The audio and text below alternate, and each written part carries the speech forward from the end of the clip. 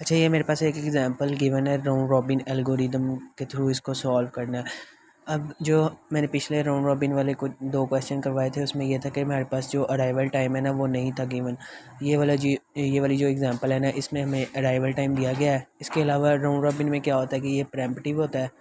प्रेम्पटिव से मुराद यही होता है कि कॉन्टेक्स्ट स्विचिंग होती है, यानी कि जो प्रोसेस है गैंट चार्ट से रेडी क्यू में जाता है वापस। और दूसरा ये कि ये FCFS यानी first come first serve algorithm को फॉलो करता है। जो प्रोसेस पहले आता है वही पहले हमारे पास गैंट चार्ट में जाता है, जो पहले रेडी क्यू में आएगा वही गैंट चार्ट में जाएगा। और इसके अलावा ये है कि इसमें जो क्वांटम टाइम है ना 3 मिलीसेकंड है। ये कह लो कि हमारे लिए जो कंडीशन है कि एक प्रोसेस को गैंट चार्ट में 3 मिलीसेकंड तक चलाना है। अब जो हमारे पास रेडी क्यू है और गैंट चार्ट वो दोनों 0 मिलीसेकंड पे स्टार्ट होते हैं। अब जो हमारे पास 0 मिलीसेकंड है उसमें हमारे पास जो प्रोसेस 1 है वो आ रहा है रेडी क्यू में। प्रोसेस 1 हमारे पास आ रहा है। इसके अलावा इसका बेस्ट टाइम क्या है 5 है। अब जो राउंड रॉबिन है वो फर्स्ट कम फर्स्ट सर्व को फॉलो करता है। अब P1 सबसे पहले आया है, ठीक है। इसके अलावा हमारे पास कोई नेक्स्ट प्रोसेस नहीं, तो P1 ही गैंट चार्ट में जाएगा। प्रोसेस 1 हमारे पास गैंट चार्ट में चला गया, ठीक है। टोटल इसका ब्रेस्ट टाइम कितना था 5, लेकिन इसने कितना चलना है 3 मिलीसेकंड तक। तो ये सिर्फ 3 मिलीसेकंड तक एग्जीक्यूट होगा। लेकिन उससे पहले क्या है कि जब ये 1 मिलीसेकंड चला ना, ठीक है, 1 मिलीसेकंड इसका ब्रेस्ट टाइम रन हुआ, तो 1 मिलीसेकंड पर, ठीक है, 1 मिलीसेकंड पर हमारे पास जो है प्रोसेस 2 आ रहा है, ठीक है, रेडी क्यू में, जिसका ब्रेस्ट टाइम क्या है 3 है।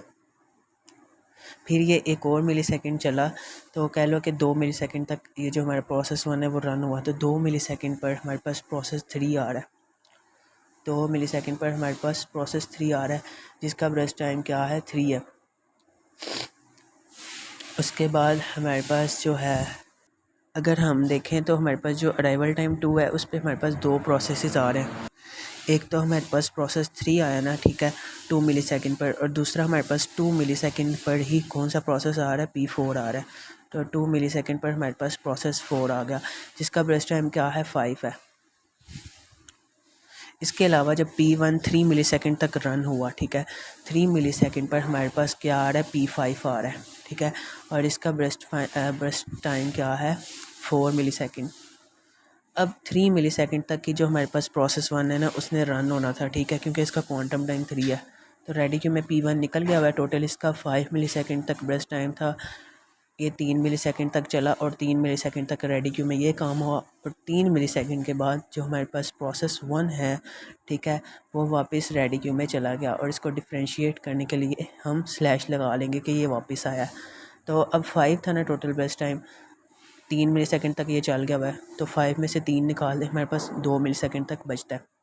अब हमारे पास नेक्स्ट कौन सा प्रोसेस आएगा, तो अगर हम देखें हम फर्स्ट कम फर्स्ट सर्व को फॉलो कर रहे हैं, तो नेक्स्ट प्रोसेस हालांकि राउंड रॉबिन है, लेकिन फॉलो कौन सा हमारे पास एल्गोरिथम होता है फर्स्ट कम फर्स्ट सर्व।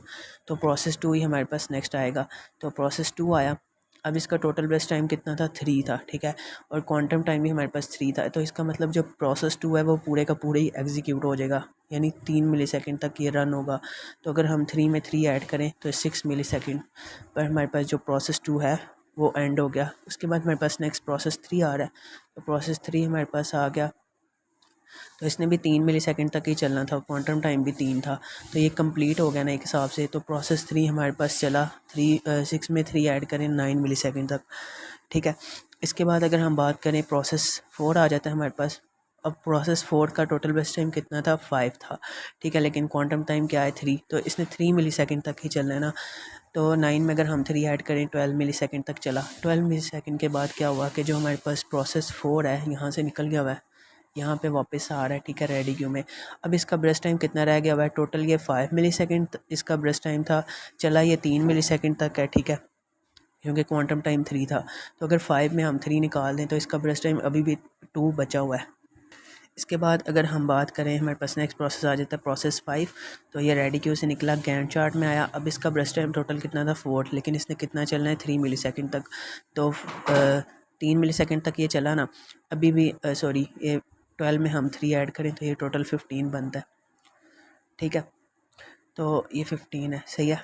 तो हमारे पास जो प्रोसेस 5 है अभी भी 1 मिलीसेकंड तक बचा हुआ है ना, क्योंकि टोटल इसका ब्रेस्ट टाइम 4 था।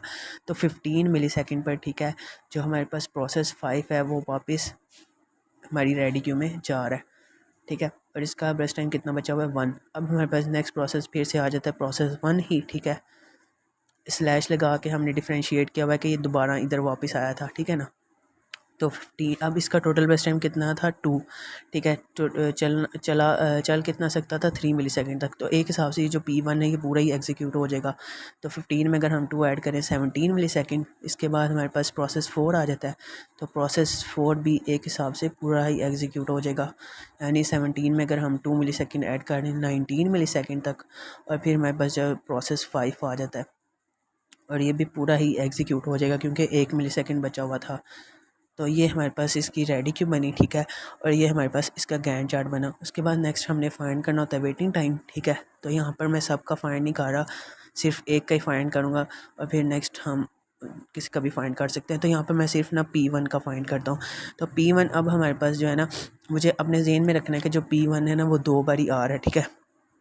तो इसलिए ना मुझे याद रखना पड़ेगा। तो सबसे पहले मैं क्या करूँगा, एक ब्रैकेट लगा लूँगा, ठीक है। तो फर्स्ट टाइम जब हमारे पास जो P1 है वो गैंट चार्ट में कब आ रहा था 0 मिली सेकेंड पर। तो मैंने लिखा 0 माइनस, उसके बाद अराइवल टाइम जो है रेडी क्यू में इसका कब है पहली मरतबा, वो भी क्या है 0 मिली सेकेंड, ठीक है। 0 माइनस 0। इसके बाद मुझे याद है कि जो P1 है वो दोबारा गैंट चार्ट में आ रहा है। दोबारा P1 कब आ रहा है गैंट चार्ट में 15 मिली सेकेंड पर। तो वो जो दोबारा आ रहा है ना उसको मैं प्लस कर दूंगा। तो 15 माइनस मतलब दोबारा आ रहा है तो रेडी क्यू में भी दोबारा आया होगा, ठीक है। तो P1 जो है रेडी क्यू में दोबारा कब आ रहा है 3 मिली सेकेंड पर। तो 15 माइनस 3 और इसको मैं सॉल्व करूँगा तो 12 मिली सेकेंड। और इसी तरह हम बाकी प्रोसेसेस के जो है वेटिंग टाइम फाइंड कर सकते हैं। और फिर एवरेज वेटिंग टाइम वैसे ही फाइंड करेंगे कि कितने प्रोसेसेस हैं, टोटल 5 प्रोसेसेस है ना। तो P1 जो मतलब सबका वेटिंग टाइम आया उसको प्लस करेंगे P2 P3 P4 P5 और टोटल नंबर ऑफ़ प्रोसेसेस कितने हैं 5 है ना, तो उस पर डिवाइड कर देंगे। तो इससे हमारे पास एवरेज वेटिंग टाइम आ जाएगा।